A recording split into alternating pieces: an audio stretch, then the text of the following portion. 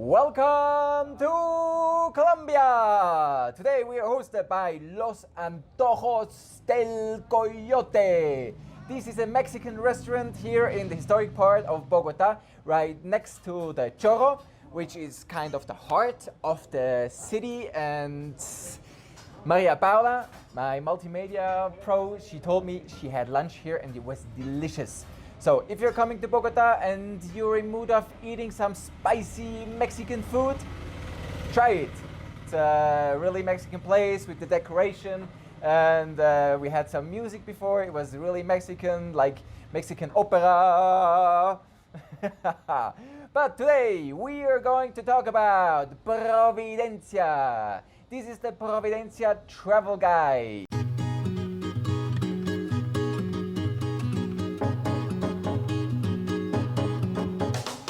We're going to discuss everything you need to know before going to this Colombian dream island in the Caribbean. I have been visiting Providencia in 2015 for the first time. I was there the last time 2018, and the promise I made to myself in 2015 was that I will go by plane the next time and with the girl. So when I went the second time in 2018, I went by a plane, but again alone. So I'm waiting to have a girl going with me to Providencia the next time. So if you're watching this, it might be you. So let's talk about Providencia. It's actually a wonderful, one of those dream Caribbean islands you just can dream of, you can imagine. And interestingly, Providencia is very far from Colombia. It's actually on the level of Nicaragua. Also, these two countries, Nicaragua and Colombia, they had little disputes in the past about borders, and Providencia rights with Colombia, no, with them. But anyway, touristically, it's a great island. You have the sister island, which is called San Andres, and this is sadly a big failure, a big tourism failure, because it was once also a very beautiful island, but now it's focused on mass tourism, and they literally destroy the island. Providencia is a bit different. They learned from the mistakes from the other island and they're protecting it. Other issues coming with that, but that's a different story. So let's talk about Providencia. It's a very cozy island, and there's also national park, which is called Seaflower Biosphere Reserve, and it's the perfect diving spot. From divers, I heard saying that it's one of the best diving spots in the world, actually, with the reefs, and it must be great. You have different diving schools, I think it's 4 or 5, and also what is very unique and very beautiful, the sea has those different shadows of blue, and they say it's the 7 shadows of blue. It's not the 20 shades of black or 20 shades of gray. It's 20 shades of gray. So it's not 20 shades of gray, but it's 7 shades of blue, which is a little bit different. What do you need to know when you're on the island and you run out of cash? There are ATMs near the port, where you arrive by ferry, and the local population, they speak Spanish, but their native tongue is actually Creole, and they also speak English, so they're trilingual by nature, or by however you want to call it. So they speak those 3 languages, and the funny thing with Creole is you always think you understand because it sounds very similar to English, but then you realize, no, you don't understand. And also difference is that it's a black population on the island, and they're quite tall. So the young guys, they're all between 190 and 2 meters, and I felt quite small. And this was a big difference because here in Colombia on the mainland, I'm usually the tallest. So be aware when you go to Providencia, people, or at least the young guys, they're quite big. And here's a warning: be careful when sleeping or walking underneath a palm. Beware of falling coconuts. They can kill you. So they do not cut down all the coconuts from the trees, and I think more people a year die of falling coconuts than of sharks. Even I have a good friend, Mario, in Switzerland. He's a tax lawyer, and when they were traveling all over the world, his girlfriend actually, they were underneath a tree and the coconut fell on her head, and her head was almost cracked, but fortunately she wasn't not too much insured. But yeah, that's a big risk, so be careful of that. So let's go to activities and attractions on Providencia. If you want to make a tour, consider it's an island of 4,000 or 5,000 people, so it's very small and everybody is somehow related, everybody knows everybody. If you're in a bed and breakfast or a B&B or whatever, just ask the locals for tours and they know everything, they can connect you. You have different boat tours, you have different tours on the islands, you can go to different spots of interest. For example, you can go and rent a scooter, and then you can drive around the island. This is like 1 hour, it's very small. You can go to Santa Isabel, which is the capital. It's not very big, but it's like a very small town, but it's the capital. And there you find different stores and restaurants, and also the ferry port. Then the different beaches you have around Providencia, and the beaches are perfect. I remember when I was there 2015, I was on the beach alone for 3 days. Nobody, just some locals. It's that amazing. So you have Southwest Beach, and what can you do on Southwest Beach? There's this seafood platter which you get is like this big, and you have to be 200 people to eat all that, and you get that for like $10. So cheap, and it's amazing. Then also on Saturdays, I think it's every Saturday, you have a horse race around noon, because they breed horses and they always have competitions. So if you want to see that along the beach, it's great, but it's very short. I mean, it takes like 15 seconds and it's over. If you want to shoot a video of that and you're not ready, it will be over before you will be ready with your camera. And also what I saw, wakeboarding by the beach, towed by a horse. So 1 horsepower wakeboarding. That was amazing. If you're a heavy guy like me, it might be you might need a very big horse. But what I saw was a girl, which was not that heavy, so one normal horse was sufficient. Then also what you can do, you can go to El Pico.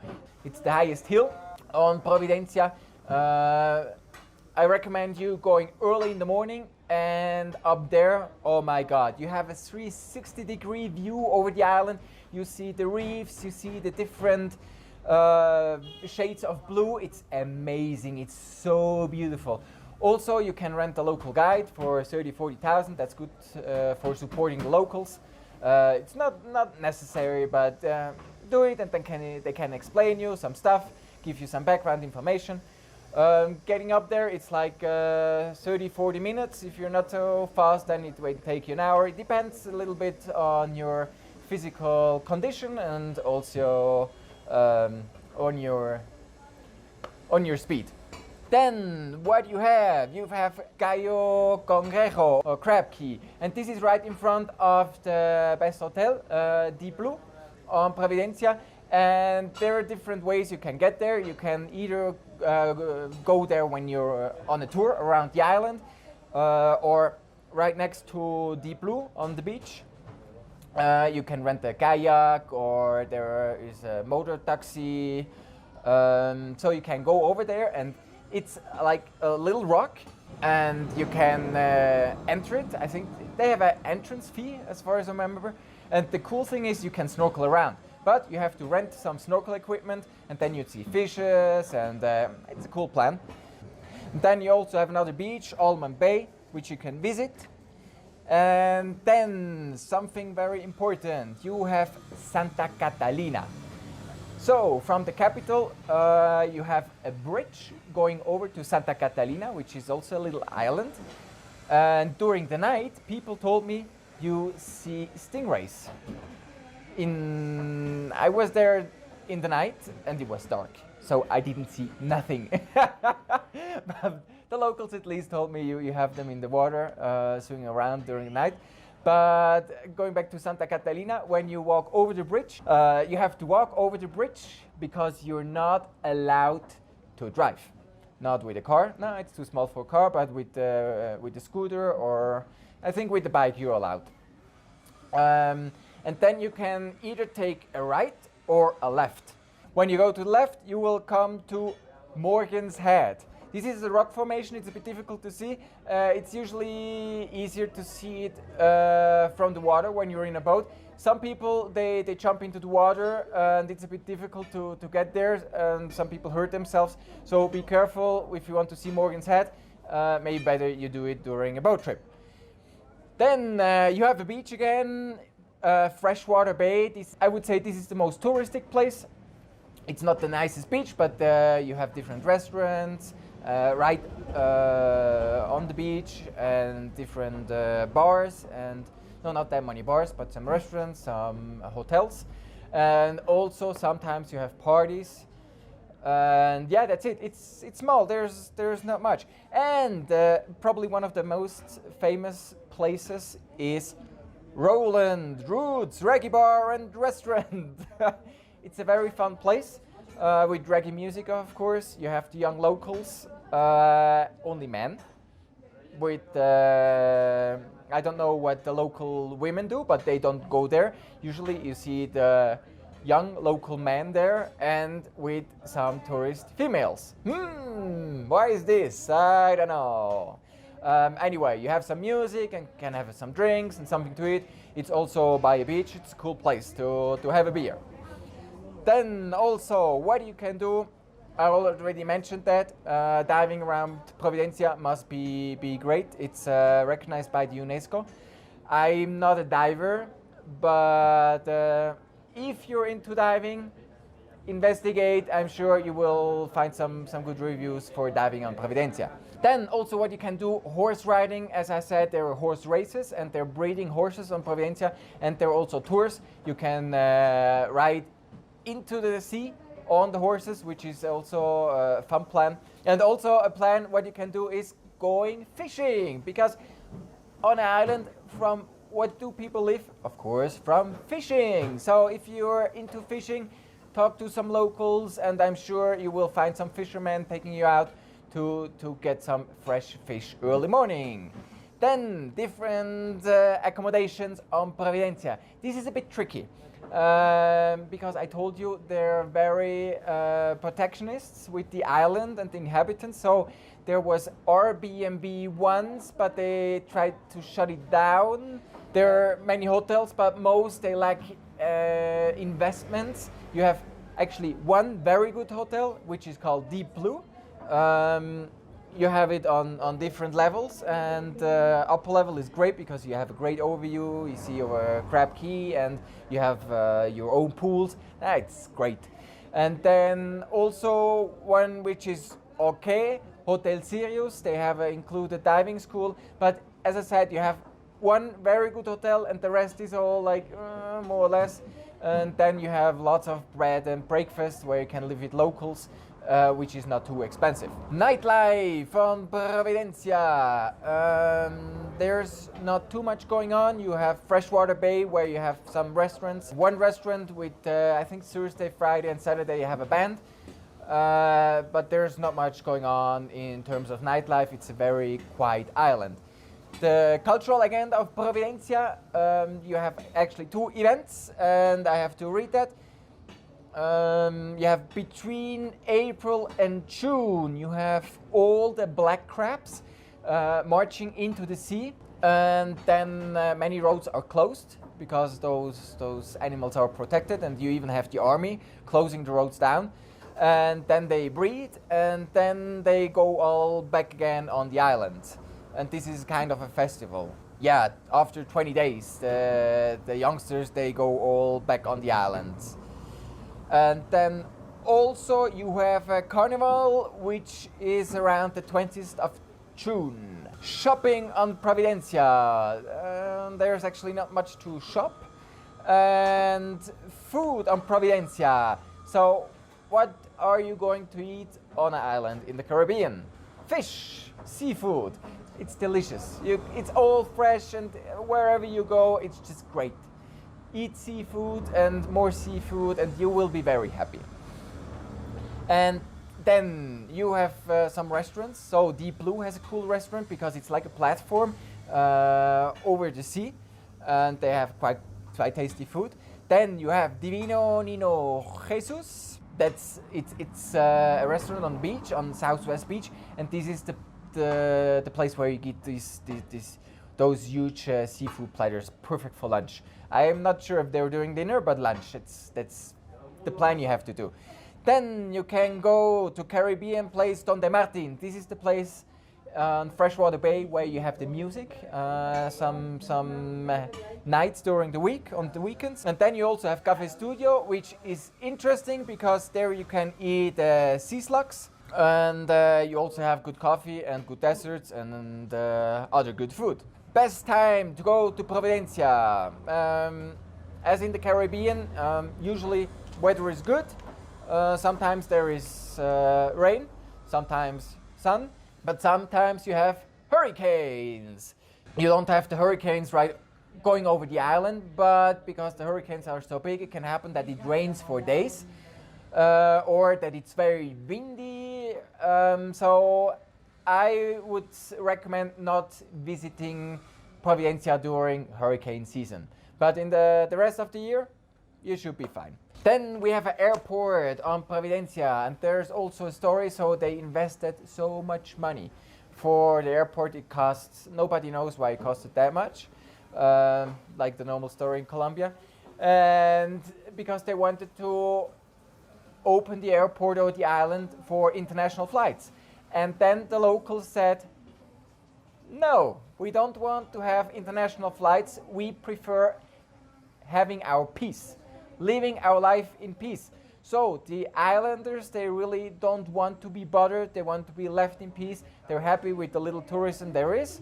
So they don't want to have the big airplanes landing and bringing thousands of tourists. No, you have like 2 or 3 airlines coming from San Andres. Those are small airplanes with 20 seats or something like that, and that's it. You also have a ferry. I think those are 3 ferries coming from San Andres, but this is a very hassle because it takes like 5 hours from San Andres to Providencia. I did that, and I tell you, like 60-70% screw up. Before you go and take the ferry, they give you medication, but it's like 5 hours against the tide, and it's you have those motor catamarans, and it's like water spilling all over the boat for 5 hours, and it's tough. It's really tough. So if you go to Providencia, take the plane, much better. But you have to book in advance because sometimes there is no seat left because there's only little connection. Transport systems on Providencia. There was a time once in the past, long time ago, they had 2 buses. One was driving from the left to the right, or the other one was in the other direction, you know, like the watch. One with the watch and one against the watch. But one day, I think one bus broke and then the other one, and they had no money to repair. So I don't know if those buses are still running or if they're running again. You have to check by yourself. The easiest way to get around the island is to rent a scooter. You also can rent a golf cart. You also have taxis. They're old, but they work. Also, when you arrive at the airport, usually you have some cars waiting for you. You have a standard fare. So it's very easy to get around the island. Also, it's very small. But the best, so what I did is the scooter is really the best you can do. What I like about Providencia and what I don't like. I love Providencia. I want to go back because it's such a beautiful Caribbean island, and the beaches with the sand, it's just, it's the best. It's beautiful. You have great food, you have great people, everybody's relaxed and friendly and nice, and yeah, I wish I could go there tomorrow. What I don't like about Providencia, there's nothing I don't like. Providencia is just the perfect island to go, to relax, to enjoy. For divers, also the best. This is Providencia, the perfect dream island for some days. That's it. Providencia travel guide. I hope that helped you to decide if going to Providencia or not. If you like my channel, don't forget to subscribe, hit the button, hit the bell, write some comments. You'll find more information in the description section. And if you want to travel to Providencia or Colombia and having a great organized trip, you can contact me directly. And if you're not going to make it to Colombia, I hope I will see you at least back on my channel soon. And that's it for today. I send you the best wishes from today, very rainy Bogota, and hope to see you soon. All the best. Yours, Colombiafrank.